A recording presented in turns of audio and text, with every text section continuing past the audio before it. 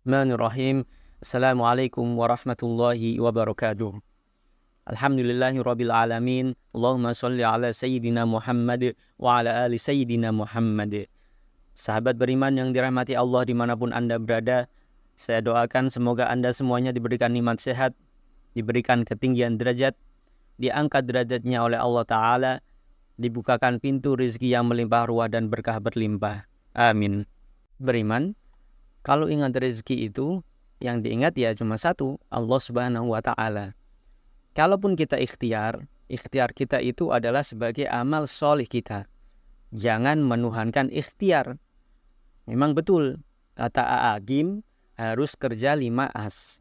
Kerja cerdas, kerja keras, kerja berkualitas, kerja tuntas, dan kerja ikhlas. Tapi anggaplah itu sebagai amal soleh. Ustadz, tapi ada pelatihan bagaimana menjadi kaya. Coba lihat, dari sekian ribu yang ikut pelatihan, apakah semuanya jadi kaya? Enggak. Yang ada, yang ngadain pelatihannya aja yang makin kaya. Tapi ada juga kok yang asalnya nggak punya apa-apa, jadi kaya. Ya memang itu sudah garisnya. Ada yang asalnya bapak ibunya kaya, tapi anaknya sedikit rezekinya. Seperti itu juga ada. Tidak usah ada keterpesonaan, tidak usah ada kekaguman. Memang terkadang susah dimengerti. Mengapa alur rezeki kayak gini? Dulu semasa kita masih di perut, saat masih janin, sebelum kita bisa berdoa, sebelum bisa bekerja, rezeki sudah cukup. Keluar ke dunia jadi bayi yang biasanya cuma oek nangis, rezeki cukup, langsung ada air susu ibu. Semasa masih TK yang belum bisa apa-apa, ada juga rezekinya. Semasa SD, ada juga rezeki. SMP, ada. Sekarang juga ada, bahkan sampai detik ini. Dan kalau kita gunakan nalar, masih belum bisa dimengerti dari mana datangnya. Ada di sana, ada di sini, banyak. Tidak kita duga. Ada usaha, sekarang lagi macet. Tapi ada kebuka rezeki dari yang lain. Betul-betul rezeki itu tidak selalu terpikirkan, terbayangkan, dan terlacak oleh otak kita. Nah, yang paling penting tuh bukan takut tidak punya rezeki. Yang pertama, takutlah rezeki tidak berkah. Ini dia nih. Yina fi kolbi itu adalah kaya hati. Itu adalah karena berkah. Jadi, jangan takut tidak punya uang, tapi takutlah tidak punya berkah atas rezeki yang Allah titipkan karena niat dan caranya yang salah. Uang bisa dikasih oleh Allah, rezeki ini bisa dikasih, tapi tidak dikasih berkah. Ustadz, apa ciri rezeki yang tidak berkah? Cirinya nggak bisa taat.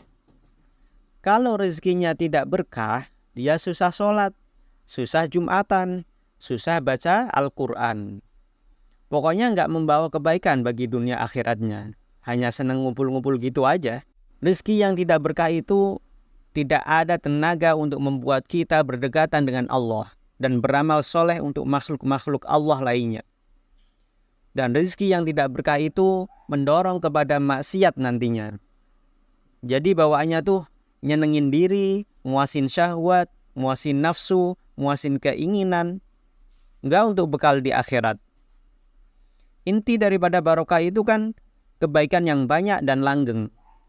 Jadi kalau rezeki berkah tuh untuk zahir kita manfaat, untuk akal juga manfaat, untuk hati dan keimanan juga manfaat, untuk orang lain manfaat, untuk urusan kubur manfaat, yaumul hisab manfaat, akhirat juga manfaat. Yang seperti ini adalah rezeki yang berkah. Kalau tidak berkah, ya sebaliknya, jangan takut tidak punya rezeki, tapi takutlah tidak punya syukur. Jadi ghina fi qalbi itu orang yang selalu memikirkan keberkahan. Dia akan sakinah tuh hatinya. Yang kedua, syukur. Yang membuat nikmat itu terasa bukan pada nikmatnya, tapi pada syukurnya. Jadi jangan sampai Anda lupa bahwa kalau Allah memberikan sesuatu itu belum jadi kebaikan. Seperti ngasih makan, ngasih minum, ngasih gelar, ngasih uang, ngasih mobil, ngasih harta, itu belum jadi kebaikan. Jadi kebaikan itu ketika dia sudah bisa bersyukur. Ana khairullah. Jadi jangan dulu bangga karena dapat jabatan. Belum tentu itu karunia Allah. Malah justru bisa dipenjara oleh jabatan itu. Saudara-saudaraku, kalau nanti kita dapat sesuatu yang membuat kita bahagia, itu bukan sesuatunya, tapi syukur atas sesuatu itu. Kalau kita kurang syukur, mau punya apapun juga, kita nggak akan dapat kebaikan. Mau makanan seenak apapun juga, kalau nggak bersyukur, nggak akan enak. Mau punya rumah sebagus apapun juga, kalau nggak bersyukur, nggak akan nyaman. Karena Allah membagikan rizki ini sesuka Allah. Tetapi membagikan karunia bahagianya itu untuk orang yang bersyukur. Yang rumahnya sederhana, tapi bersyukur. Bisa lebih bahagia daripada yang rumahnya megah, mewah, tapi tidak bersyukur. Ada yang rizki uangnya dikasih sedikit oleh Allah, tapi dia bersyukur. Lebih nikmat hidupnya daripada yang diberikan uang banyak, tapi tidak bersyukur.